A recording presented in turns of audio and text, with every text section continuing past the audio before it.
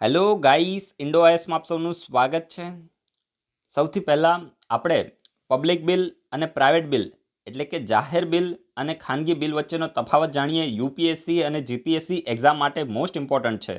તો જો સૌથી પહેલો મુદ્દો કયો છે કે જ્યારે કોઈ પણ બિલને સરકારના મંત્રી દ્વારા ઇન્ટ્રોડ્યુસ કરવામાં આવે, ચાહે પછી એ લોકસભા હોય કે પછી રાજ્યસભા હોય, તો સરકારના મંત્રી દ્વારા કોઈ પણ બિલને એટલે કે ખરડાને ઇન્ટ્રોડ્યુસ કરવામાં આવે પાર્લામેન્ટના પટલ ઉપર, તો ત્યારે એને શું કહેવામાં આવે છે? ત્યારે એને કહેવામાં આવે છે પબ્લિક બિલ. સમજી ગયા? એટલે કે કોઈ પણ બિલ હોય, માની લો કે તમે ફાઇનાન્સ મિનિસ્ટર છે તો એના દ્વારા કોઈ બિલને ઇન્ટ્રોડ્યુસ કરવામાં આવ્યું, ડિફેન્સ મિનિસ્ટર દ્વારા કોઈ બિલને ઇન્ટ્રોડ્યુસ કરવામાં આવ્યું, તો સરકારનો ઇન શોર્ટ કોઈ પણ મિનિસ્ટર એ પાર્લામેન્ટની અંદર બિલને ઇન્ટ્રોડ્યુસ કરે તો એને આપણે શું કહીએ છીએ? પબ્લિક બિલ કહીએ છીએ. અને પ્રાઇવેટ બિલ તો એકદમ સિમ્પલ છે કે જ્યારે અધર દેન મિનિસ્ટર, સમજી ગયા, જે વ્યક્તિ એ મિનિસ્ટર ના હોય, મેમ્બર હોય, મેમ્બર પછી એ રૂલિંગ પાર્ટીનો હોય કે ઓપોઝિશન પાર્ટીનો, જે વ્યક્તિ મિનિસ્ટર નથી અને એના દ્વારા કોઈ પણ બિલને ઇન્ટ્રોડ્યુસ કરવામાં આવ્યું તો એને શું કહેવામાં આવે છે? પ્રાઇવેટ મેમ્બર બિલ કહેવામાં આવે છે. તો આટલું જ તમારે યાદ રાખવું છે. પબ્લિક બિલમાં મિનિસ્ટર આવે અને જે પ્રાઇવેટ મેમ્બર બિલ છે તો એમાં મિનિસ્ટર સિવાયના કોઈ પણ વ્યક્તિ દ્વારા બિલને ઇન્ટ્રોડ્યુસ કરવામાં આવે તો એને પ્રાઇવેટ મેમ્બર બિલ કહેવામાં આવે છે. તો આ પોઈન્ટ તમે સમજી ગયા છો. એના પછી જે સેકન્ડ પોઈન્ટ છે કે જે પબ્લિક બિલ છે ને, તો એ સરકારની પોલિસી છે તો એને રિફ્લેક્ટ કરે છે. કારણ કે યાર, આફ્ટર ઓલ તો એ વ્યક્તિ સરકારનો ભાગ છે, રાઈટ? જે મિનિસ્ટર છે, જે રીતે મેં તમને એક્ઝામ્પલ આપ્યું કે ડિફેન્સ મિનિસ્ટર છે, એક્સટર્નલ અફેર્સ મિનિસ્ટર છે, ફાઇનાન્સ મિનિસ્ટર છે, તો એ ક્યાંક ને ક્યાંક એ જે બિલને પ્રેઝન્ટ કરે છે તો એ સરકારની પોલિસી શું છે તો એ બતાવે છે. કારણ કે બિલ લાવવામાં આવ્યું, માની લો કે કોઈ ફાઇનાન્સ બિલ લાવવામાં આવ્યું છે અને એમાં માની લો કે સરકાર છે તો એનજીઓ છે તો એને જે ફંડિંગ મળે છે, એક્સટર્નલ ફંડિંગ મળે છે, તો એના ઉપર કંટ્રોલ લાવવા માંગે છે, તો એ સરકારની પોલિસીને બતાવે છે. સમજી ગયા? અને એટલા માટે જે પબ્લિક બિલ છે તો એને એવું કહેવામાં આવે છે કે આ સરકારની પોલિસી, સરકારનું સ્ટેન્ડ શું છે તો એને દર્શાવે છે. એના સિવાય આપણે જે પ્રાઇવેટ મેમ્બર બિલ જોઈએ તો ઓપોઝિશન પાર્ટીનું સ્ટેન્ડ બતાવે છે, ઓપોઝિશન પાર્ટીની પોલિસીને બતાવે છે. સમજી ગયા? કારણ કે મેં તમને પહેલા પણ કીધું છે કે જે પબ્લિક બિલ છે તો એ સરકાર દ્વારા લાવવામાં આવે, પણ પ્રાઇવેટ બિલ છે તો એ ખાસ કરીને રૂલિંગ પાર્ટી અને ઓપોઝિશન પાર્ટીના જે પ્રાઇવેટ મેમ્બર છે તો એ પણ લાવી શકે છે, પણ ક્યારેય જે રૂલિંગ પાર્ટી છે તો એ લાવતી નથી. સમજી ગયા? રૂલિંગ પાર્ટીના મેમ્બર ક્યારેય પ્રાઇવેટ મેમ્બર બિલ લાવતા નથી, કારણ કે એમની સરકાર જ કામ કરતી હોય. પછી મોદી સાહેબ બોલે કે ભાઈ વધારે પડતા નાટક કરવાનું બંધ કર, તને ખાલી ટિકિટ આપી છે, તારે બેઠા બેઠા ટેબલ ખખડાવવાનું છે, બરાબર? તો આ રીતે જે રૂલિંગ પાર્ટીના એમપી હોય છે તો એને ખાલી ટેબલ ખખડાવવું પડે છે, બીજું કશું એ કરતા નથી. અને પછી ચા પાણી નાસ્તો કરી બપોરે જે લંચનો ટાઈમ હોય તો લંચ કરી અને પછી ઝઘડો કરીને ઘરે જતા રહે છે. સમજી ગયા? તો આ રૂલિંગ પાર્ટીના એમપીનું આટલું જ કામ હોય. પણ ઓપોઝિશન પાર્ટીના એમપીનું કામ શું હોય? તો ભાઈ એને તો ગમે તેમ કરીને જે રૂલિંગ પાર્ટી છે તો એનું જે કામ છે તો એને ક્રિટિસાઇઝ કરવાનું હોય, અને રિયલમાં ઓપોઝિશન પાર્ટીએ એ જ કરવાનું હોય. જો રૂલિંગ પાર્ટી ઉપર ઓપોઝિશન પાર્ટીનો કંટ્રોલ ના હોય તો પછી ડિક્ટેટરશિપ આવી જાય. સમજી ગયા? એટલા માટે ઓપોઝિશન પાર્ટી સ્ટ્રોંગ હોવી જોઈએ, જે આપણા દેશની અંદર નથી. સમજી ગયા? તો આ તમને ખબર પડી. It has a greater chance to be approve. હવે જો પબ્લિક બિલ છે તો એને અપ્રૂવ થવાના ચાન્સ વધારે હોય છે પાર્લામેન્ટની અંદર. હવે આવું શા માટે? તો ભાઈ એ તો ઓબ્વિયસની વાત છે કે પાર્લામેન્ટની અંદર રૂલિંગ પાર્ટી છે તો એની મેજોરિટી છે, અને ઓબ્વિયસલી જ્યારે રૂલિંગ પાર્ટીનો કોઈ મિનિસ્ટર છે તો બિલ પસાર કરે તો એના બિલને પાસ થવાની સંભાવના ખૂબ જ વધારે હોય. અને લોકસભામાં તો થઈ જ જાય એ બિલ, કારણ કે લોકસભામાં મેજોરિટી હોય ત્યારે જ એની સરકાર બની હોય. અને રાજ્યસભામાં થોડો પ્રોબ્લેમ આવે તો પછી ત્યાં એ ડિબેટ અને ડિસ્કશન કરીને જે પોલિટિકલ પાર્ટી છે તો કન્સેન્સસ બિલ્ડ કરીને એ જે બિલ છે તો એને પાસ કરે છે. તો જે રૂલિંગ પાર્ટીના મિનિસ્ટર દ્વારા કોઈ બિલને ઇન્ટ્રોડ્યુસ કરવામાં આવ્યું હોય તો એની પાસ થવાની સંભાવના ખૂબ જ વધારે હોય છે. એની આપણે સામે જોઈએ તો જે પ્રાઇવેટ મેમ્બર બિલ છે તો એને પાસ થવાની સંભાવના બહુ જ નાના બરાબર હોય છે, અથવા તો બહુ જ ઓછી હોય છે. Lesser chance to be approved by the parliament. કારણ કે યાર, ઓપોઝિશન પાર્ટી ક્યારે ઓપોઝિશનમાં બેઠી હોય? જ્યારે એની મેજોરિટી ના હોય ત્યારે. સમજી ગયા? અને એટલા માટે જે પ્રાઇવેટ મેમ્બરના બિલ છે તો એને સંસદની અંદર પાસ થવાની સંભાવના ખૂબ જ ઓછી હોય છે, અથવા તો નાના બરાબર હોય છે. કારણ કે યાર, પાસ થઈ જાય તો આનો મતલબ શું થાય કે જે ઓપોઝિશન પાર્ટી છે તો એ સ્ટ્રોંગ છે. સમજી ગયા? અને રૂલિંગ પાર્ટીની મેજોરિટી નથી. અધરવાઇઝ તો રૂલિંગ પાર્ટીએ પ્રાઇવેટ મેમ્બરનું જે બિલ હતું ઓપોઝિશન પાર્ટીનું એની અગેન્સ્ટમાં વોટ કરે જ ને. કારણ કે ભાઈ તમારું કામ નથી, સરકાર અમે ચલાવીએ છીએ, અમે બિલ લાવીને સરકાર જે કાયદો છે બનાવશું. સમજી ગયા? તો જો આ રીતે પ્રાઇવેટ મેમ્બરનું બિલ પસાર થઈ જાય તો એનો મતલબ તો એ થાય કે ક્યાંક ને ક્યાંક જે રૂલિંગ પાર્ટી છે તો સક્ષમ નથી, એની મેજોરિટી નથી, અને પછી એની સરકાર પડી જાય. અને એટલા માટે જે પ્રેસિડેન્ટ છે તો ક્યારે આ પ્રકારના જે પ્રાઇવેટ મેમ્બર બિલ છે તો એને મોટા ભાગે અસેન્ટ આપતા નથી. મોટા ભાગે હું ભૂતકાળની અંદર જે પ્રેસિડેન્ટ છે તો એને આવા લગભગ 3 થી લઈને 4 પ્રાઇવેટ મેમ્બર બિલને મંજૂરી આપેલી પણ છે. એટલા માટે એક ડિફેન્સિવ શબ્દ યુઝ કરું છું. મોટા ભાગે જે પ્રેસિડેન્ટ છે તો અપ્રુવલ આપતા નથી, અને અત્યારે તો રિસન્ટમાં તો કોઈ અપ્રુવલ આપવામાં આવ્યું નથી. મોદી સરકાર છે.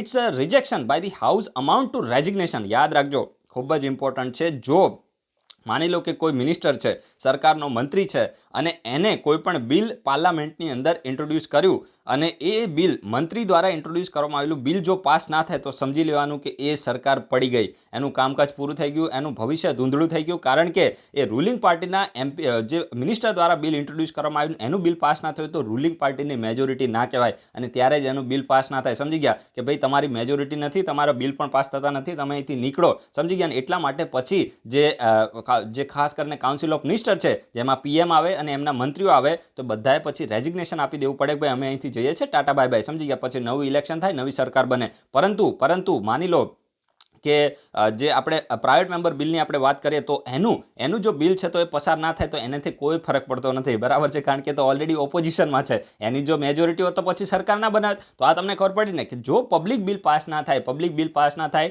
તો ત્યારે સમજવાનું કે રૂલિંગ પાર્ટીની મેજોરિટી નથી, અને પછી એમને શું કરવું પડે? રાજીનામું આપવું પડે. પણ એની સામે આપણે જે પ્રાઇવેટ બિલ આપણે જોઈએ તો પ્રાઇવેટ બિલમાં એવું કશું હોતું નથી, કોઈ ફરક જ પડતો નથી. એને ખબર છે કે ભાઈ મારું બિલ પાસ થવાનું નથી, હું ખાલી જસ્ટ સરકાર ઉપર પ્રેશર ક્રિએટ કરવા માટે અને લોકોને રાજી કરવા માટે આ બિલ ઇન્ટ્રોડ્યુસ કરું છું. એને પહેલાથી જ ખબર હોય છે આ બિલ પાસ થવાનું નથી, રાઈટ?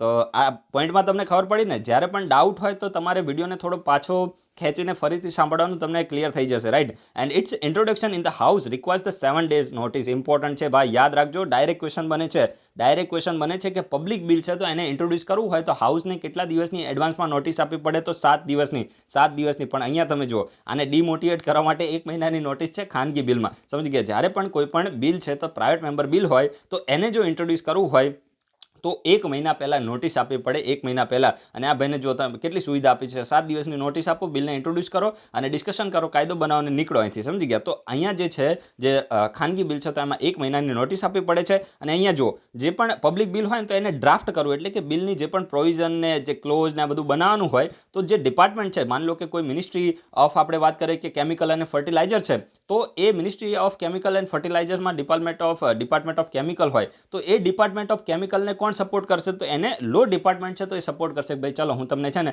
બેટા આ રીતે તારે કામકાજ કરવાનું છે, આ રીતે પ્રોવિઝન કરવાની છે લાલા, આ રીતે સમજાવે. સમજી ગયા? કોણ? લો ડિપાર્ટમેન્ટ સમજાવે. પણ તમે અહીંયા જુઓ, હા ભાઈને ડિમોટિવેટ કરવા માટે હજુ થોડી વધારે પ્રોવિઝન કરે છે કે ભાઈ આને કોઈ પણ સપોર્ટ નહીં મળે. ભાઈ તું વધારે પડતો વાયડાઈ થાય છે ને તો ભાઈ જાતે તારી રીતે બિલ બનાવો તો બને, નહીં તો નીકળ, બરાબર છે? આ જે લો ડિપાર્ટમેન્ટ છે બોલે કે ભાઈ અમે અમારા સરકારનું કામ કરે કે તમારું કામ કરે, ભાઈ બનાવવું હોય તો બનાવો, નહીં તો બેસી રહો શાંતિથી. તો આ રીતે લો ડિપાર્ટમેન્ટ છે તો ખાનગી બિલને કોઈ સપોર્ટ કરતું જ નથી. સમજી ગયા? એ ખાલી સરકારના જે મિનિસ્ટર હોય તો એના બિલને સપોર્ટ કરે છે. તો આ વસ્તુ તમે યાદ રાખજો, મોસ્ટ ઇમ્પોર્ટન્ટ છે એક્ઝામના પોઈન્ટ ઓફ વ્યૂ. તો આ તો આપણે બંને વચ્ચે ડિફરન્સ જાણ્યો ને, કોઈ ડાઉટ નથી રહ્યો? ચલો હવે આપણે ઓર્ડિનરી બિલ છે. જો મેં તમને બિલના ઘણા બધા ટાઈપ કીધા હતા, બરાબર છે? ઓર્ડિનરી બિલ છે, મની બિલ છે, ફાઇનાન્સ બિલ છે અને કોન્સ્ટિટ્યુશનલ અમેન્ડમેન્ટ બિલ છે. ઓર્ડિનરી બિલ એટલે શું થાય? જે સામાન્ય મેટર સાથે ડીલ કરતો હોય, જેમાં કોઈ ફાઇનાન્શિયલ પ્રોવિઝન ના હોય. સમજી ગયા? એક તો જે મની બિલ છે, આર્ટિકલ 110 ની કોઈ પ્રોવિઝન ના હોય, એના સિવાય ફાઇનાન્સ રિલેટેડ કોઈ પણ બીજી મેટર પણ ના હોય. ફાઇનાન્સ રિલેટેડ મેટર હોય તો ફાઇનાન્સ બિલમાં આવે, સમજી ગયા? તો મની બિલની પ્રોવિઝન ના હોય, ફાઇનાન્સ બિલની પ્રોવિઝન ના હોય. અને કોન્સ્ટિટ્યુશનલ અમેન્ડમેન્ટ બિલ તો શું થાય? કોન્સ્ટિટ્યુશનલ અમેન્ડમેન્ટ એટલે કે આપણું જે બંધારણ છે તો એની અંદર સંશોધન કરવા માટે કોઈ બિલ લાવવામાં આવ્યું હોય તો એની માટે તો આખી પ્રોસેસ જ અલગ છે અને એક એની માટે અલગથી ચેપ્ટર છે, એને આપણે ડિટેલમાં ડિસ્કસ કરવાના છે. તો આ ચેપ્ટરની અંદર આપણે આ 3 બિલ વિશે ઇન્ફોર્મેશન લેવાના છે કે ઓર્ડિનરી બિલને કઈ રીતે પસાર કરવામાં આવે, મની બિલને કઈ રીતે પસાર કરવામાં આવે અને ફાઇનાન્સ બિલને. તો અત્યારે સૌથી પહેલાં આજે આપણે ઓર્ડિનરી બિલ વિશે ઇન્ફોર્મેશન લઈએ. તમે જો આપણા દેશની સરકાર કઈ રીતે ચાલે છે, તમને ઘણું બધું નવું જાણવા મળવાનું છે, રાઈટ? તો જો દરેક બિલ છે ને તો એ ટોટલ 5 સ્ટેજમાંથી પસાર થાય છે. સમજી ગયા? Every ordinary bill has to pass through the following 5 stages. એટલે કે જે પણ સામાન્ય ઓર્ડિનરી એટલે કે શું કહેવાય, આપણે જનરલ કહીએ કે સામાન્ય જે પણ કહેવાતું હોય, જે ઓર્ડિનરી બિલ હોય તો એ ટોટલ 5 સ્ટેજમાંથી પસાર થાય છે. અને પછી before it find the place in the statute book, એટલે કે ભારતનું જે ગેજેટ ઓફ ઇન્ડિયા છે તો એની અંદર એ નોટિફાય થાય એની પહેલાં 5 સ્ટેજની અંદરથી પસાર થાય છે. તો જો સૌથી પહેલાં ફર્સ્ટ રીડિંગ આવે છે. જો બિલના સ્ટેજ છે યાદ રાખજો, ખૂબ જ ઇમ્પોર્ટન્ટ છે. બિલનો પહેલો સ્ટેજ કયો છે? પહેલું રીડિંગ, ફર્સ્ટ રીડિંગ. તો જો ordinary bill can be introduce either house of the parliament, એટલે કે either house of the parliament એટલે ઓર્ડિનરી બિલને લોકસભામાં પણ ઇન્ટ્રોડ્યુસ કરી શકાય છે અને રાજ્યસભામાં પણ ઇન્ટ્રોડ્યુસ કરી શકાય છે, either house of the parliament. સમજી ગયા? એટલે કે ઓર્ડિનરી જે પણ જનરલ સામાન્ય બિલ હોય તો એને જે મિનિસ્ટર છે, મંત્રી છે, તો એ આપણી લોકસભા છે તો જો માની લો કે મિનિસ્ટર છે તો લોકસભાનો મેમ્બર હોય તો લોકસભામાં ઇન્ટ્રોડ્યુસ કરે, જો રાજ્યસભાનો મેમ્બર હોય તો રાજ્યસભામાં ઇન્ટ્રોડ્યુસ કરે. સમજી ગયા? તો એ જે બિલ છે તો જે આપણી પાર્લામેન્ટ છે તો એના ઈધર હાઉસમાં એને પ્રેઝન્ટ કરી શકાય છે, કોઈ પણ હાઉસમાં એને પ્રેઝન્ટ કરી શકાય છે.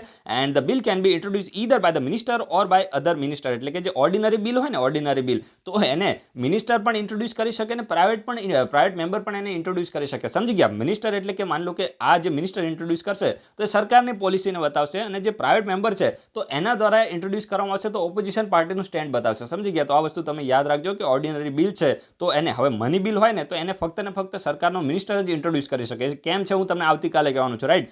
તો આ વસ્તુ તમે યાદ રાખજો કે જે ઓર્ડિનરી બિલ છે તો એને મિનિસ્ટર પણ ઇન્ટ્રોડ્યુસ કરી શકે અને પ્રાઇવેટ મેમ્બર પણ એને ઇન્ટ્રોડ્યુસ કરી શકે. The member who wants to introduce the bill has to ask before the leave of the house. એટલે કહેવા શું માંગે છે કે માન લો કે જે પણ મેમ્બર, ચાહે પછી મિનિસ્ટર હોય અથવા તો પ્રાઇવેટ મેમ્બર, એને જો બિલ હાઉસની અંદર પ્રેઝન્ટ કરવું હોય તો પહેલાં એને હાઉસની પરમિશન લેવી પડે છે. સમજી ગયા? એટલે કે હાઉસની એને પહેલાં પરમિશન લેવી પડે છે, અને જ્યારે એને હાઉસ પરમિશન આપી દે, when house grants leaves he introduce the bills and moves to the introduce by the reading the title and the objective. એટલે કે જ્યારે એને હાઉસ પરમિશન આપી દે કે હા ભાઈ તું તારું હવે કામ કર, પછી એ વ્યક્તિ શું કરે છે કે જે બિલ છે તો એને મૂવ કરે છે, અને સૌથી પહેલાં શું કરે છે કે જે બિલ છે તો એનું ટાઇટલ રીડ કરે છે, અને એના મેઇન ઓબ્જેક્ટિવ છે, ટાઇટલ અને ઓબ્જેક્ટિવ છે, એટલે કે એનું મેઇન જે ટાઇટલ હોય અને એનો ઓબ્જેક્ટિવ એટલે એનો હેતુ શું છે તો એને એ રીડ કરે છે. જે પણ વ્યક્તિ દ્વારા, માની લો કે સરકારના મિનિસ્ટર દ્વારા ઇન્ટ્રોડ્યુસ કરવામાં આવ્યું હોય તો એના દ્વારા આ જ કામ કરવામાં આવે, અને માની લો કે કોઈ પ્રાઇવેટ મેમ્બર દ્વારા વધારે પડતું વાયડો થઈને કોઈ બિલ લાવવામાં આવ્યું હોય તો એના દ્વારા પણ આ જ કામ કરવામાં આવે છે. No discussion on the bill takes place at this stage. યાદ રાખજો, ફર્સ્ટ રીડિંગમાં કોઈ પણ પ્રકારની બિલ ઉપર ડિસ્કશન થતી નથી. ફર્સ્ટ રીડિંગમાં કોઈ પણ પ્રકારની બિલ ઉપર ડિસ્કશન થતી નથી. Letter the bill is publish in the gazette of India. એટલે કે ટાઇટલ અને એના ઓબ્જેક્ટિવ છે તો એને જ્યારે જે પણ વ્યક્તિએ ઇન્ટ્રોડ્યુસ કર્યું હોય તો એ રીડ કરી દે, અને ત્યારે કોઈ ડિસ્કશન ના થાય, એના પછી જે બિલ છે તો એને ગેજેટ ઓફ ઇન્ડિયાની અંદર નોટિફાય કરવામાં આવે છે. યાદ રાખજો, ખૂબ જ ઇમ્પોર્ટન્ટ છે. If a bill is publish in the gazette of India before its introduction the leave of the house to the introduce the bill is not necessary. યાદ રાખજો. હવે ઉપર મેં તમને શું કીધું કે જે પણ વ્યક્તિએ હાઉસની અંદર બિલને પ્રેઝન્ટ કરવું હોય તો એ વ્યક્તિએ પહેલા હાઉસની પરમિશન લેવી પડે. પણ એક વસ્તુ યાદ રાખજો, જ્યારે પહેલા જ જો બિલ છે તો એને ગેજેટ ઓફ ઇન્ડિયાની અંદર નોટિફાય કરી દીધું હોય, ઇન્ટ્રોડ્યુસ કરતા પહેલા જ ગેજેટ ઓફ ઇન્ડિયાની અંદર નોટિફાય કરી દીધું હોય તો ત્યારે હાઉસની પરમિશન લેવાની જરૂર આવતી નથી. આ એક લાઈન હું તમને એક્સપ્લેન કરી રહ્યો છું. વિડીયો તમે રેગ્યુલર જોવાનું રાખજો, અધરવાઇઝ વિડીયો છે તો એને આપણે ગમે ત્યારે પ્રાઇવેટ કરી દઈએ છીએ, તમને ખબર છે, અને વિડીયોમાં ખૂબ જ ઓછો રિસ્પોન્સ આવી રહ્યો છે. તમે જુઓ કે વિડીયો છે તો એને આપણે પૂરેપૂરી ઓનેસ્ટી સાથે બનાવી રહ્યા છે, એક લાઇનને આપણે એક્સપ્લેન કરી રહ્યા છે, તેમ છતાં કેટલાક પોલિટી છે તો એના માસ્ટર હોય એવું મને લાગી રહ્યું છે. સમજી ગયા? અને એટલા માટે કહેવાય ને કે અંદરથી મને આ વિડીયો બનાવવાનો ઉત્સાહ આવતો નથી. અધરવાઇઝ હું 1 કલાકનો વિડીયો બનાવો એવો માણસ છું. હું તમને ફેક્ટ કહું છું. મને એવું નથી, હું હંમેશા જ્યારે કોઈ પણ કામ કરું તો દિલથી કરું, પણ આપણે ક્યારે પણ કહેવાય ને કે એ રીતે કામ કરતા નથી કે જેમાં કંઈક રિસ્પોન્સ ના આવે. સમજી ગયા? તમારો રિસ્પોન્સ બરાબર હોય તો જ અહીંયાથી કામ થાય, અધરવાઇઝ હું તો કરંટ અફેર્સમાં પણ બંધ કરી દઉં એવો માણસ છું, કારણ કે આપણો પ્રોફેશન નથી. સમજી ગયા? અને એટલા માટે આ જે વિડીયો છે હું પોલિટીનો વિડીયો રેગ્યુલર એટલા માટે અપલોડ નથી કરતો, કારણ કે રિસ્પોન્સ છે ખૂબ જ ઓછો રિસ્પોન્સ આવી રહ્યો છે, ને એટલા માટે કહેવાય ને કે અંદરથી આપણને ઉત્સાહ ના આવે કે ભાઈ તમને કંઈ પડી નથી તો ભાઈ મને શું વાંધો છે, આ પોલિટી મારે કંઈ રીડ ના કરવાનું, આ બધી વસ્તુ હું તમને એક વસ્તુ એમરામ એક્સપ્લેન કરી નાખું, રાઈટ? પણ આ હાઇલાઇટ કરેલું હોય તો તમે તમારી નોટ્સની અંદર નોટ ડાઉન કરી શકો, એ માટે અહીંયા આપણે ડબલ મહેનત કરી છે. સમજી ગયા? પણ તેમ છતાં જે રિસ્પોન્સ છે તો એટલો બધો બરાબર નથી, ને એટલા માટે હું પણ પછી ઇરેગ્યુલર હશે તો તમને જ નુકસાન થશે, રાઈટ? તો એટલા માટે વિડીયો જોવાનું રાખો, અને જો ના જોવો હોય તો પછી મને મેસેજ કરીને કહો કે ભાઈ રેગ્યુલર નહીં થાય અને વિડીયોને આપણે બંધ કરી દઈએ. સમજી ગયા? તો આ વસ્તુ એ તમારે કરવાની છે, અને રેગ્યુલર જોવાનું રાખશો તો જ રેગ્યુલર વિડીયો આવશે, કારણ કે હું ટાઈમનો પરફેક્ટ માણસ છું. સમજી ગયા? હું જ્યારે કોઈ વસ્તુ નક્કી કરું કે ભાઈ આ વસ્તુ આ ટાઈમે કરવાની છે તો પછી થઈ જ જાય, પણ પછી જો એમાં તમારી ઇરેગ્યુલારિટી હોય તો પછી આપણને પણ પછી મોજ કરતા તો આવડે ને, મોજ તો બધાને કરવી હોય, તો એ રીતે તમારે થોડું રેગ્યુલર રહેવાનું છે, અને વિડીયોને બીજાને થોડો સજેસ્ટ કરો, ગમતો હોય તો લાઇક કરો, વિડીયોના કમેન્ટ બોક્સમાં થોડી મોજ કરો, પાર્ટિસિપેટ કરો તો મજા આવે યાર. થોડું જીવન છે તો એને ઉત્સાહી રાખો તો બીજાને પણ ઉત્સાહ આવે, રાઈટ? તો એટલું તમારા તરફથી કરવાનું છે. If a bill is publish in the gazette of India before its introduction, leave of the house to introduce the bill is not necessary. તો મેં તમને પહેલાં કીધું ને કે જો પહેલાથી જ બિલને ગજેટ ઓફ ઇન્ડિયાની અંદર નોટિફાય કરી દેવામાં આવ્યું હોય તો હાઉસની પરમિશન લેવાની જરૂર નથી. The introduction of the bill and its a publication in the gazette constitute the first reading of the bill. એટલે કહેવા શું માંગે છે કે હાઉસને જ્યારે પહેલી વખત ઇન્ટ્રોડ્યુસ કરવામાં આવે અને એના પછી ગજેટ ઓફ ઇન્ડિયાની અંદર નોટિફાય કરવામાં આવે, લખ્યું ને, એના પછી ગજેટ ઓફ ઇન્ડિયાની અંદર નોટિફાય કરવામાં આવે તો આ બંને જે સ્ટેજ છે, બંને જે પ્રોસેસ છે તો એ ફર્સ્ટ સ્ટેજની અંદર આવે છે. યાદ રાખજો કે જે હાઉસ છે એને લોકસભા અથવા તો રાજ્યસભામાં ઇન્ટ્રોડ્યુસ કરવું, અને ઇન્ટ્રોડ્યુસ કર્યા પછી એને ગજેટ ઓફ ઇન્ડિયાની અંદર નોટિફાય કરવામાં આવે તો બંને જે પ્રોસિજર છે તો એ ફર્સ્ટ સ્ટેજની અંદર આવે છે, અને ફર્સ્ટ સ્ટેજની અંદર કોઈ પણ ડિસ્કશન થતી નથી. આ તમે ખાસ યાદ રાખજો. એ ખાલી બિલ છે તો એને જે પણ વ્યક્તિએ ઇન્ટ્રોડ્યુસ કર્યું હોય એના પૂરતી જ સીમિત પ્રોસેસ રહી જાય છે. તો આ તમને ખબર પડી.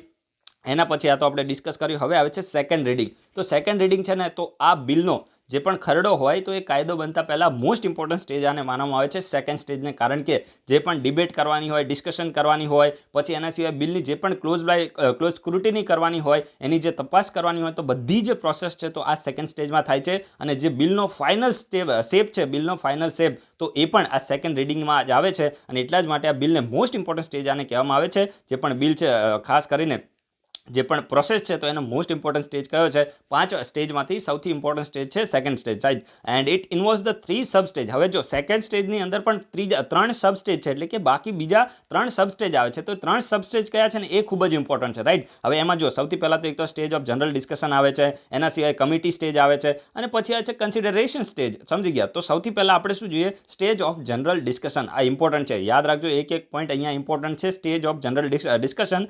The printed copies of the bill are distributed to all the member. એટલે કહેવા શું માંગે છે કે જ્યારે સ્ટેજ ઓફ જનરલ ડિસ્કશન હોય, આ બીજા સ્ટેજનો ભાગ છે, તો ત્યારે શું કરવામાં આવે છે કે જે બિલ છે તો એની પ્રિન્ટ એટલે કે ઝેરોક્સ કોપી કરીને દરેકે દરેક જે મેમ્બર છે તો એને ડિસ્ટ્રીબ્યુટ કરવામાં આવે છે. હવે અભણ જેવા બેઠા હોય એને તમે બિલ આપો તો શું ફરક પડવાનો? એ તો બેઠા બેઠા ટેબલ જ ખખડાવવાના છે અને બીજું કંઈ આવડતું નથી, રાઈટ. તો જે પણ સ્ટેજ ઓફ જનરલ ડિસ્કશન હોય તો ત્યારે જે પ્રિન્ટેડ કોપી છે તો દરેકે દરેક મેમ્બરને ડિસ્ટ્રીબ્યુટ કરવામાં આવે છે. પછી the principle of the bill and its provision are discuss generally, but details of the bill are not discuss. એટલે કે આ સ્ટેજની અંદર શું કરવામાં આવે છે કે જે બિલ છે તો એનું પ્રિન્સિપલ એટલે કે જે એનો મેઇન સિદ્ધાંત છે અને એની જે પ્રોવિઝન છે તો એને જનરલ ફોર્મમાં ડિસ્કસ કરવામાં આવે છે, એટલે કે જનરલાઇઝ કરીને એને ડિસ્કસ કરવામાં આવે છે. આમાં જે બિલ છે તો એને ડિટેલમાં એકદમ ડિસ્કસ કરવામાં આવતું નથી. ક્યારે? સ્ટેજ ઓફ જનરલ ડિસ્કશનની વાત છે. એકદમ ડિટેલમાં જે બિલ છે તો એ ડિસ્કસ થતું નથી. And at this stage the house can take away any of the following four action. એટલે કે જે સ્ટેજ ઓફ જનરલ ડિસ્કશન છે તો ત્યારે હાઉસ આ નીચેના 4માંથી કોઈ પણ એક્શન લઈ શકે છે. તો પહેલું એક્શન કયું છે?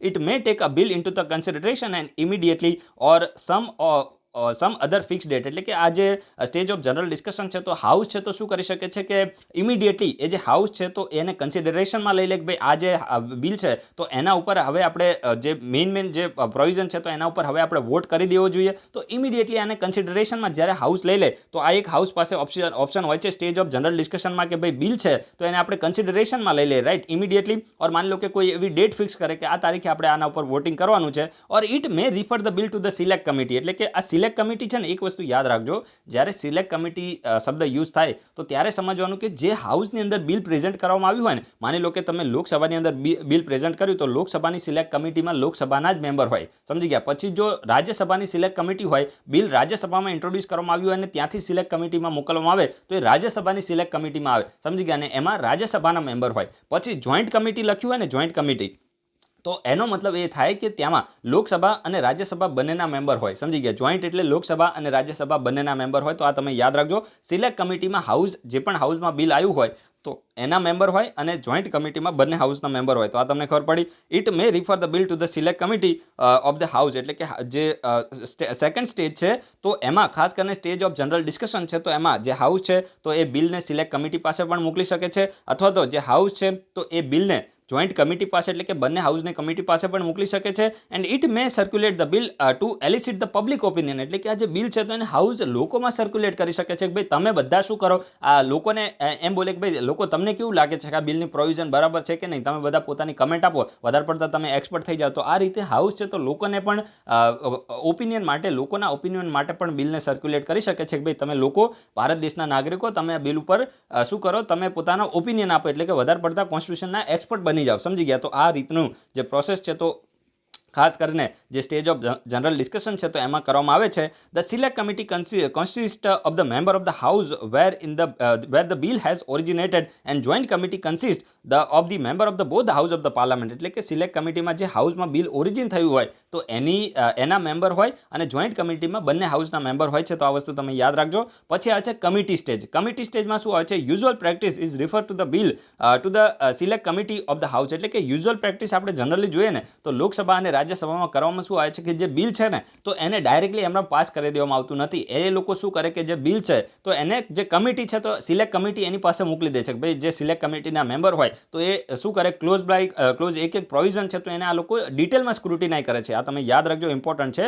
Usual practice is to refer the bill to the select committee of the house. એટલે કે હાઉસની સિલેક્ટ કમિટી છે એટલે કે જે નક્કી કરેલી હાઉસની સિલેક્ટ કમિટી એટલે જે બિલ જે હાઉસમાં ઓરિજિન થયું હોય એના મેમ્બરની વાત છે. મેં તમને પહેલા એક્સપ્લેન કર્યું. તો એની પાસે જે બિલ છે તો એને મોકલવામાં આવે છે ને ધીસ કમિટી એક્ઝામાઇન્સ ધ બિલ થોરોલી, અને આ જે કમિટી છે તો ડિટેલમાં જે બિલની પ્રોવિઝન છે તો એને શું કરે છે, એક્ઝામાઇન કરે છે. It can also amend its a provision but without altering the principle underlying it, એટલે કે જે સિલેક્ટ કમિટી છે તો એ આ બિલની અંદર શું કરે છે, સંશોધન પણ કરી શકે છે, પરંતુ આ સંશોધન એટલે કે અમેન્ડમેન્ટથી જે બિલનો પ્રિન્સિપલ હોય, માની લો કે સરકારે કોઈ મકસદથી બિલ લાવ્યું છે અને પછી આ જે સિલેક્ટ કમિટી હોય તે શું કરે, એનો મકસદ જ ચેન્જ કરી નાખે, તો એ ક્યારેય ચાલતું નથી. સરકારનો જે ઇન્ટેન્શન છે તો એ રહેવો જોઈએ, પણ આની અંદર જ્યાં નેસેસરી અમેન્ડમેન્ટની જરૂર હોય, માની લો કે નાના મોટા સુધારા વધારાની જરૂર હોય, તો આ જે સિલેક્ટ કમિટી છે તો એ કરી શકે છે. And after completing the scrutiny and discussion the committee reports the bill back to the house, એટલે કે જ્યારે એકદમ ડિટેલમાં કમ્પ્લીટ સ્ક્રુટિની થઈ જાય એના પછી આ જે બિલ છે તો હાઉસને ફરીથી શું કરવામાં આવે છે, આપી દેવામાં આવે છે સિલેક્ટ કમિટી દ્વારા.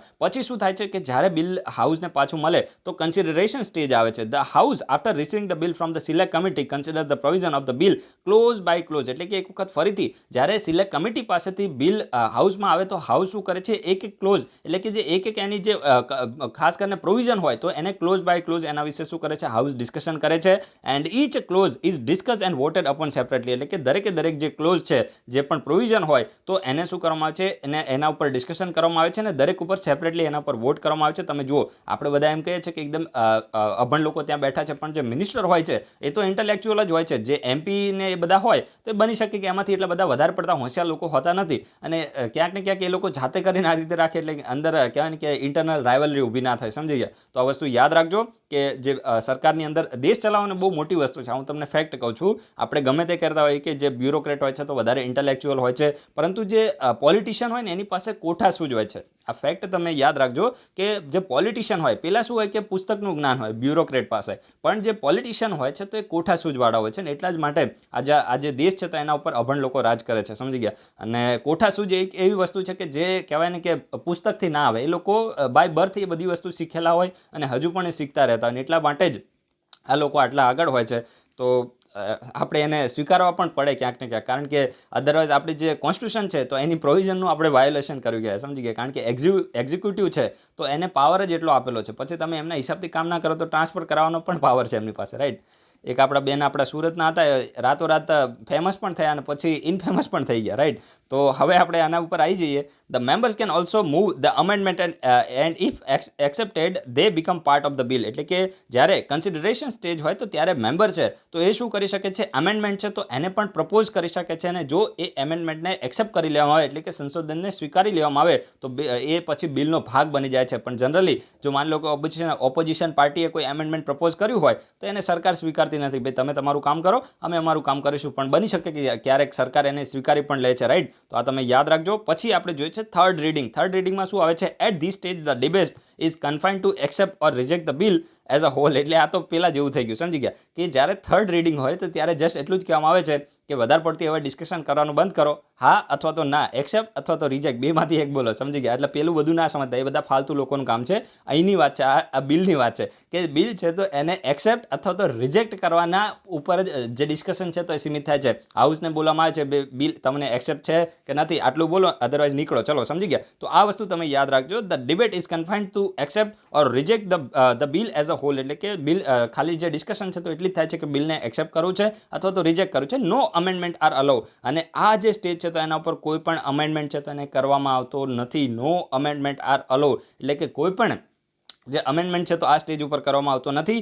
If the majority of the member present and voting accept the bill and the bill is regarded as the pass by the house, એટલે કે જો if the majority of the member present and voting accept the bill, એટલે કે આ third સ્ટેજની અંદર જો majority member, માની લો કે હાઉસની અંદર એકદમ ઓર્ડિનરી બિલ હોય તો એમાં મેજોરિટી જે જરૂર પડે તો એ સિમ્પલ મેજોરિટી જ હોય. તો જો પ્રેઝન્ટ એન્ડ વોટિંગમાં મેજોરિટી આવી જાય, માની લો કે 100 મેમ્બર ટોટલ હાઉસમાં છે અને હાઉસની અંદર 60 લોકો પ્રેઝન્ટ છે અને 60માંથી 31 લોકો છે તો એ લોકોએ બિલના ફેવરમાં વોટિંગ કરી દીધું તો એ જે બિલ છે તો એને પાસ માની લેવામાં આવે છે. સમજી ગયા? હું હંમેશા તમને આ મેજોરિટીનું એક્ઝામ્પલ આપું ને એટલે સિમ્પલ જ હું મેજોરિટી લઉં છું. લોકો કન્ફ્યુઝ હંમેશા શા માટે રહે છે, કારણ કે એમને કોચિંગ ઇન્સ્ટિટ્યૂટમાં છે ને એવું શીખવાડી દેવામાં આવે છે કે ભાઈ લોકસભાની આટલી સીટો તમારે યાદ રાખવાની છે, રાજ્યસભાની આટલી યાદ રાખવાની છે, પછી તમે શું કરો એનું છેદ ઉડાડો ને એ બધું કરો એટલે પોઈન્ટમાં જવાબ આવે ને ભૂલી જવાય. એની કરતાં ભાઈ તમે 100ને એક્ઝામ્પલ આપો ને, કારણ કે યુપીએસસી જીપીએસસી તમને ક્યારે સીટો પૂછતી જ નથી. સમજી ગયા? તો આ વસ્તુ તમને યાદ રાખજો, એક્ઝામનો પોઈન્ટ ઓફ વ્યૂ રેલેવન્ટ છે. And there after the bill is authenticated by the presiding officer and transmitted to the second house of the parliament. સમજી ગયા? એટલે કે જ્યારે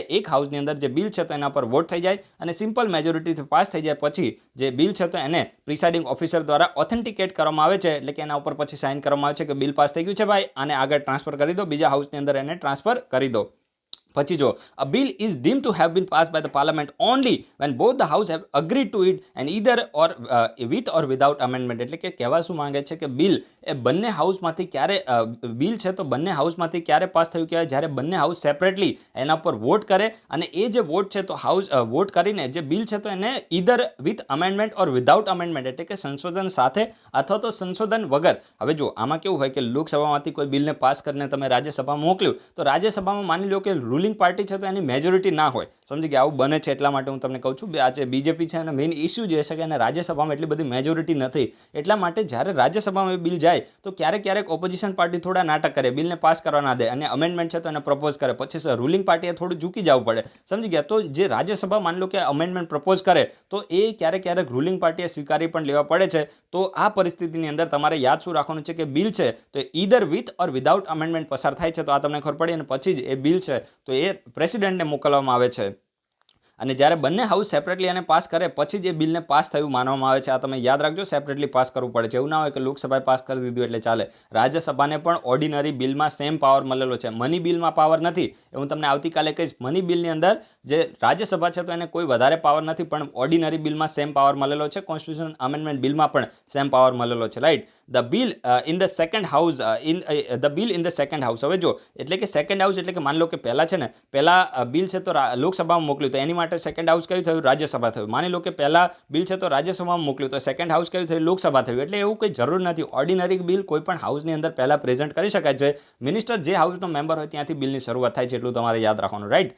in second house also the bill passes through the all 3 stages. એટલે કે જે ઉપર મેં તમને 3 સ્ટેજ કીધા ને એ બધા સ્ટેજમાંથી સેકન્ડ હાઉસમાં પણ બિલ પસાર થાય છે. ત્યાં સેમ માથાકૂટ કરવામાં આવે છે.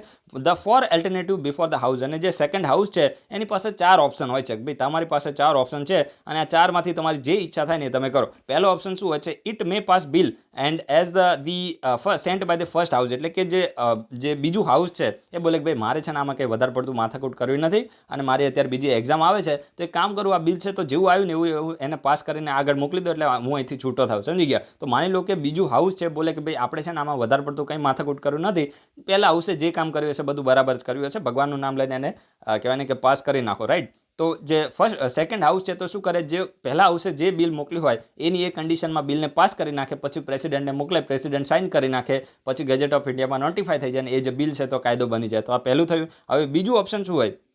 It may pass bill with some amendment and return it to the first house for reconsideration. એટલે કહેવા શું માંગે છે કે બીજું હાઉસ છે તો એ વધારે પડતું થોડું કહેવાય ને કે હોશિયાર બને, હોશિયારી વધારે કરે. બોલે કે આ જે બિલ છે ને એમાં આટલો સુધાર કરવાની જરૂર છે, અમેન્ડમેન્ટ કરવાની જરૂર છે, સંશોધન કરવાની જરૂર છે, અને પછી વધારે પડતો હોશિયાર થઈ અને એની અંદર થોડો સુધાર કરે અને પહેલા હાઉસને પાછું મોકલે કે ભાઈ આને તમે રીકન્સિડર કરો. સમજી ગયા? તો આ એની પાસે બીજો ઓપ્શન હોય છે. પછી જો એ રીકન્સિડર કરવા માટે મોકલે, પછી જો એ રીકન્સિડર કરવા માટે ફર્સ્ટ હાઉસને પાછું મોકલે અને જો ફર્સ્ટ હાઉસ એને સ્વીકાર કરી લે કે ભાઈ મારા મોટા ભાઈએ જે પણ કીધું એ બધું બરાબર હશે, હું એનો એકદમ સારી રીતે સ્વીકાર કરું છું, તો પછી શું થાય કે એને લોકસભા પણ એને સ્વીકાર કરી લે અને બિલ છે તો પ્રેસિડેન્ટને મોકલી અને જો પ્રેસિડેન્ટ પણ એને સાઇન કરી નાખે, ગેજેટ ઓફ ઇન્ડિયામાં નોટિફાય થઈ જાય તો બિલ કાયદો બને. પણ જો એ જે બિલ છે તો એમાં સંશોધન જે રાજ્યસભા દ્વારા મોટો ભાઈ બનીને આપવામાં આવ્યું અને એને લોકસભા દ્વારા સ્વીકાર કરવામાં ના આવ્યો તો પછી શું થાય? ડેડલોક ક્રિએટ થાય અને પછી જે પ્રેસિડેન્ટ છે તો બંને વચ્ચે જોઈન્ટ સિટિંગ બોલાવે. એ જોઈન્ટ સિટિંગને પ્રિસાઇડ કોણ કરે? સ્પીકર પ્રિસાઇડ કરે. સ્પીકર ગેરહાજર હોય તો ડેપ્યુટી સ્પીકર અને ડેપ્યુટી સ્પીકર ગેરહાજર હોય તો ડેપ્યુટી ચેરમેન એને પ્રિસાઇડ કરે. આ વસ્તુ તમે યાદ રાખજો. રાઈટ? એટલે જ્યારે લોકસભાનો ઈગો હર્ટ થાય કે ભાઈ તું મને શાનો રેકમેન્ડ કરે? સમજી ગયા? અમારી મેજોરિટી છે, અમારી સરકાર છે, તું અમને રેકમેન્ડ કરે, ચાલ નીકળ અહીંથી. સમજી ગયા? અને પછી જ્યારે લોકસભાની અને રાજ્યસભાની જોઈન્ટ સિટિંગ થાય ને એટલે તમે યાદ રાખજો હંમેશા વિજય છે તો એ શું કોનો થાય છે? લોકસભાનો થાય છે, કારણ કે એમાં સિમ્પલ મેજોરિટીથી બિલ પસાર કરવામાં આવે છે અને લોકસભાની સીટો રાજ્યસભા કરતાં ખૂબ જ વધારે છે ને એટલા જ માટે લોકસભા છે તો એની જીત થઈ જાય છે જોઈન્ટ સિટિંગમાં. રાઈટ? એન્ડ હવે ત્રીજો ઓપ્શન શું છે? It May reject the bill all together. એટલે કે જે બીજું હાઉસ હાઉસ છે તો એ ઓલ ટુગેધર બિલને જ કેન્સલ કરી નાખે. ભાઈ મને આ બિલમાં કોઈ ઇન્ટરેસ્ટ જ નથી, સમજી ગયા કે આ બિલ છે તો સાવ ફાલતુ છે, મને આમાં કોઈ ઇન્ટરેસ્ટ જ નથી, ચલો નીકળો અહીંથી, હવા આવવા દો, સમજી ગયા. તો આ જે સેકન્ડ હાઉસ છે તો એની પાસે આ પણ ઓપ્શન હોય છે કે જે બિલ છે તો એને ઓલ ટુગેધર એટલે કે ટોટલી સંપૂર્ણપણે એને રિજેક્ટ જ કરી નાખે. અને પછી ચોથો ઓપ્શન હોય છે it may not take any action and thus keep the bill pending. એટલે કે ચોથો ઓપ્શન એવો હોય છે કે બિલ છે તો એના ઉપર કોઈ એક્શન જ ના લે, અને બિલ છે તો એને શું કરે, પેન્ડિંગ પડ્યું રહેવા દે, સમજી ગયા. કોઈ પણ પ્રકારનો એના ઉપર એક્શન ના લે અને જે બિલ છે તો એને શું કરી દે, પેન્ડિંગ પોતાની પાસે રહેવા દે. તો ત્યારે જે એક પ્રકારનો ડેડલોક છે તો એ ક્રિએટ થાય છે, કારણ કે બિલને પસાર તો કરવું પડે ને, દેશ ચલાવવાનો છે, રાઈટ. તો પછી શું થાય, if the second house passes the bill without any amendment and the first house accept the amendment suggested by the second house, the bill is deem to have been pass by the both the house. એટલે કહેવા શું માંગે છે કે જો એક તો second house પાસે બિલ આવે અને એ બિલને સેકન્ડ હાઉસ કોઈ પણ પ્રકારના સંશોધન વગર પારિત કરી દે, અથવા તો એ સેકન્ડ હાઉસ શું કરે, કેટલાક અમેન્ડમેન્ટ છે તો એ ફર્સ્ટ હાઉસને સજેસ્ટ કરે, રીકન્સિડર કરવા માટે કે એ જે સજેશન આપવામાં આવ્યો હોય તો એને ફર્સ્ટ હાઉસ સ્વીકારી લે કે તમે જે સજેશન આપે એનો મને સ્વીકાર છે, તો એ જે બિલ છે તો એને પાસ થયું માનવામાં આવે છે. અને પછી પ્રેસિડેન્ટને અસેન્ટ એટલે કે સાઇન કરવા માટે મોકલવામાં આવે છે, અને જો પ્રેસિડેન્ટ એને સિગ્નેચર આપી દે પછી એ ગજેટ ઓફ ઇન્ડિયામાં નોટિફાઈ થઈ જાય અને એ જે બિલ છે તો કાયદો બની જાય, સમજી ગયા. હવે બીજી કન્ડિશન શું ઊભી થાય છે, on the other hand, if the first house reject the amendment suggested by the second house or the second house reject the bill altogether, all second house does not take any action for 6 months, a deadlock is deemed to have been taken place. એટલે કહેવા શું માંગે છે કે જો એક તો second house દ્વારા જે પણ સલાહ આપવામાં આવી ફર્સ્ટ હાઉસને કે ભાઈ તમારે આ કરવાનું છે, તો એ ફર્સ્ટ હાઉસ ના સ્વીકારે, ભાઈ મને તારી સલાહ સ્વીકાર નથી, તું તારી સલાહ તારી પાસે રાખ, તો ત્યારે શું થાય, ત્યારે ડેડલોક ક્રિએટ થાય. બીજું શું થાય કે જ્યારે સેકન્ડ હાઉસ છે તો બિલને ઓલ ટુગેધર એને રિજેક્ટ જ કરી નાખે, બોલે કે મને તારામાં કોઈ ઇન્ટરેસ્ટ જ નથી, એને ટોટલી ઓલ ટુગેધર રિજેક્ટ કરી નાખે, તો ત્યારે પણ ડેડલોક કહેવાય. પછી ત્રીજું શું આવે, ત્રીજી કન્ડિશન એવી આવે કે જો સેકન્ડ હાઉસ દ્વારા જે 6 મહિના સુધી બિલ ઉપર કોઈ એક્શન જ ના લેવામાં આવે, ટોટલી એને ઇગ્નોર કરવામાં આવે, કોઈ એક્શન જ ના લેવામાં આવે, તો ત્યારે પણ ડેડલોક માનવામાં આવે છે. અને પછી શું કરે છે, પછી જે પ્રેસિડેન્ટ છે તો એ જોઈન્ટ સિટિંગ બોલાવે છે, ભાઈ હવે તમારું બંનેનું બહુ થયું, હવે હું એક મધ્યસ્થી બનીને તમારી બંનેની જે પણ ખાસ કરીને જે પ્રોબ્લેમ છે તો એને આપણે સોલ્વ કરી દઈએ, સમજી ગયા. એટલે કે લોકસભા અને રાજ્યસભાની આપણે જે પ્રોબ્લેમ છે તો એને સોલ્વ કરી દઈએ. પછી જોઈન્ટ સિટિંગ બોલવામાં આવે છે, અને જોઈન્ટ સિટિંગમાં સિમ્પલ મેજોરિટીથી પ્રેઝન્ટ અને વોટિંગ હોય તો એની સિમ્પલ મેજોરિટીથી જે બિલ છે તેને પાસ કરવામાં આવે છે. અને એટલા જ માટે હંમેશા અહીંયા લોકસભાની જીત થાય છે, આ તમે યાદ રાખજો, કારણ કે લોકસભાની મેજોરિટી વધારે હોય છે. અસેન્ટ ઓફ ધી પ્રેસિડેન્ટ એટલે કે આ છેલ્લું સ્ટેજ છે કે પ્રેસિડેન્ટ બિલને શું કરે, અસેન્ટ આપે. જ્યારે લોકસભા અને રાજ્યસભાએ બિલ પસાર કરી દીધું પછી પ્રેસિડેન્ટ પાસે આવે, દાદા પાસે, તો પ્રેસિડેન્ટ પાસે કયા ઓપ્શન હોય છે, તો પ્રેસિડેન્ટ પાસે ઓપ્શન હોય છે કે હી મે ગીવ હિઝ અસેન્ટ. એટલે આ વધારે પડતું બોલે કે મારે કંઈ માથાકૂટમાં પડવું નથી, તમે જે કામ કર્યું હશે બરાબર જ કર્યું હશે, ચલો અમારી સાઇન થઈ ગઈ અને નીકળો અહીંથી, સારું બરાબર છે. તો જ્યારે પ્રેસિડેન્ટ છે તો સાઇન આપી દે એટલે કે બિલને અસેન્ટ આપી દે, તો ત્યારે બિલ છે તો એક કાયદો માની લેવામાં આવે છે. એન્ડ હી મે વિથહોલ્ડ હિઝ અસેન્ટ એટલે કે જ્યારે પ્રાઇવેટ મેમ્બર બિલ હોય ને ત્યારે જે પ્રેસિડેન્ટ છે તો એ અસેન્ટ છે તો એને વિથહોલ્ડ કરી રાખે છે, સમજી ગયા. એટલે એનો મતલબ શું થાય કે જે બિલ છે તો એની લાઈફ જ ખતમ થઈ જાય, સમજી ગયા કે ભાઈ આ બિલને મારે મંજૂરી નથી આપી, એ જે બિલ છે તો એના ઉપર પોતાની મંજૂરી જે અસેન્ટ છે તો એને વિથહોલ્ડ કરી રાખે. પછી ત્રીજો ઓપ્શન શું છે, હી મે રિટર્ન બિલ ફોર રીકન્સિડરેશન. માની લો કે પ્રેસિડેન્ટને એવું લાગે કે ભાઈ આ જે બિલ છે તો એને વધારે પડતું કહેવાય ને કે ઉતાવળમાં બિલને પાસ કરવામાં આવ્યું છે અને ભારત દેશનું જે કોન્સ્ટિટ્યુશન છે તો એની પ્રોવિઝનને વાયોલેશન કરે છે, તો ફરીથી જે હાઉસ છે તો એને આને રીકન્સિડર કરવું જોઈએ. તો પ્રેસિડેન્ટ આને રીકન્સિડર કરવા માટે પણ મોકલી શકે છે, પણ એક વખત રીકન્સિડર કરવા માટે મોકલ્યું અને હાઉસે જો એને સેમ કન્ડિશનમાં અથવા તો અમેન્ડમેન્ટ કરીને ફરીથી હાઉસે પારિત કરી દીધું બંને હાઉસે, પછી પ્રેસિડેન્ટ છે તો કંઈ બોલી ના શકે, બોલે કે તમે જે પણ કામ કર્યું બરાબર છે, હું હવે મારી સિગ્નેચર આપી દઉં છું, રાઈટ. તો આ વસ્તુ તમે યાદ રાખજો, એક્ઝામનો પોઈન્ટ ઓફ વ્યૂ રેલેવન્ટ છે.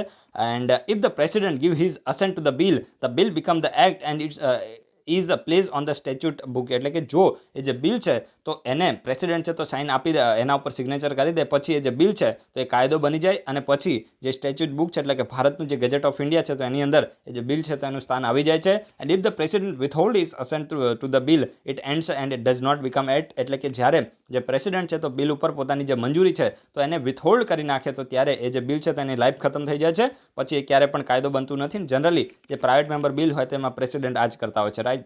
એટલે કે જ્યારે માની લો કે પ્રાઇવેટ મેમ્બર બિલ આમ તો પાસ તો ના જ થાય, પણ જો પાસ થઈ જાય તો પછી પ્રેસિડેન્ટ ક્યારે એને મંજૂરી આપતા નથી, કારણ કે જો પ્રેસિડેન્ટ મંજૂરી આપી દે તો પછી જે રૂલિંગ પાર્ટી છે તો એનું પૂરું થઈ ગયું, right. The president written the bill for reconsideration, and if it is passed by the both house of the parliament again with or without amendment, and the present to the president for his assent, the president must give his assent to the bill. એટલે કહેવા શું માંગે છે કે જો પ્રેસિડેન્ટે શું કરવામાં આવ્યું હોય કે પ્રેસિડેન્ટ પાસે જે બિલ આવ્યું છે તો પ્રેસિડેન્ટને એવું લાગે કે આ બિલ સ્પીડમાં આ બિલને પાસ કરવામાં આવ્યું છે, ફરીથી આને રીકન્સિડર કરવાની જરૂર છે, તો પ્રેસિડેન્ટ એક વખત ફરીથી રીકન્સિડર કરવા માટે મોકલી શકે. અને જો એ રીકન્સિડર કરવા માટે બિલ મોકલ્યું અને હાઉસ ફરીથી વિથ ઓર વિધાઉટ અમેન્ડમેન્ટ એને પાછું જે પ્રેસિડેન્ટ છે તો એને પાસે મોકલે, એટલે પાસ કરીને ફરીથી બંને હાઉસ પ્રેસિડેન્ટ પાસે મોકલે કે ભાઈ તમારે આ કામ કરવાનું જ છે, તો પછી પ્રેસિડેન્ટ ત્રીજી વખત પાછું મોકલી શકતા નથી. એક જ વાર પ્રેસિડેન્ટ છે તો એને પાછું મોકલી શકે છે, ઇવન સેકન્ડ ટાઈમ પણ મોકલી શકતા નથી. પ્રેસિડેન્ટે પછી મસ્ટ એટલે કે શું લખ્યું છે, પ્રેસિડેન્ટ બંધાયેલા છે કે એમને જે બિલ છે તો એને મંજૂરી આપવી જ પડે છે. એટલા માટે જ આપણા જે પ્રેસિડેન્ટ છે તો એની પાસે ફક્ત ને ફક્ત કયો વેટો છે, સસ્પેન્સિવ વેટો છે. આ મેં તમને કીધેલું છે સસ્પેન્સિવ વેટો શું હોય, ક્વોલિફાઈડ વેટો શું હોય, સમજી ગયા? તો આ વસ્તુ તમે યાદ રાખજો. પોકેટ વેટોના બધું મેં તમને કીધું હતું. એટલે આપણા ભારત દેશના પ્રેસિડેન્ટ પાસે સસ્પેન્સિવ વેટો જ છે, રાઈટ? તો હવે આપણે આ વિડીયોને ખતમ કરી દઈએ. આપણે કરંટ અફેર્સનો વિડીયો બનાવવાનો છે. રેગ્યુલર તમે વિડીયોને જોતા રહેજો, અધરવાઇઝ આ વિડીયો છે તો એને આપણે બંધ કરી દઈશું અથવા તો પ્રાઇવેટ કરી દઈશું. નુકસાન તમને થશે, રાઈટ? પછી એના પછી તમારે ખોટા મેસેજ કરવા પડશે અને એના હું રિપ્લાય નહીં આપું. એની કરતાં રેગ્યુલર વિડીયોને જોતા રહો. અને જે પણ લોકોએ કમ્પ્લીટ આ વિડીયોને જોયો છે, આ વિડીયોના જે કમેન્ટની અંદર જે પણ તમારી લખવાની ઈચ્છા હોય તમે લખી શકો છો, તો આપણને એટલીસ્ટ ખબર પડે કે ભાઈ આપણી કન્વર્ઝેશન થઈ રહી છે અને તમારો પણ ઇન્ટરેસ્ટ છે, રાઈટ? તો એ તમારા તરફથી જે પણ તમારે લખવું હોય, મોર્નિંગ લખવું હોય, જે પણ તમારે બીજું કંઈ પણ લખવાની ઈચ્છા હોય તમે લખી શકો છો. હવે આ વિડીયોને આપણે કમ્પ્લીટ કરી દઈએ, કંઈ આડું ના લખતા, right? So guys, thanks for watching. તમારા બધાનો દિવસ શુભ જાય.